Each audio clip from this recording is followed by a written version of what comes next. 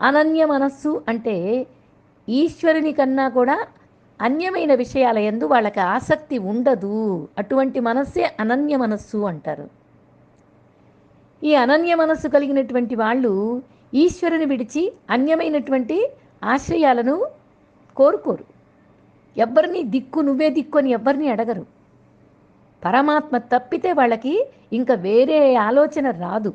అదే ఏకాంత సేవనం అంటున్నాడు భగవంతుడు. అనన్య చిత్తంతో భక్తులు ఆచరించేటటువంటిది ఏమిటి అంటే ఏకాంత సేవనం. మరొక అర్థాన్ని కూడా తీసుకోవచ్చు. అనన్యం అంటే చిత్తాన్ని ఈశ్వరుని యందే అనన్యంగా ఉంచుకోవడం అని ఒక అర్థమైతే, ఈశ్వరుని కన్నా అన్యంగా రెండో వస్తువు లేనే లేదు అనే జ్ఞానం కలిగినటువంటి చిత్తం కలిగి ఉంటారు. అదే అనన్య చిత్తం. అటువంటి చిత్తం ఉన్నదా? అది సాత్విక గుణం కలిగినటువంటి వాళ్ళకు ఉంటుంది.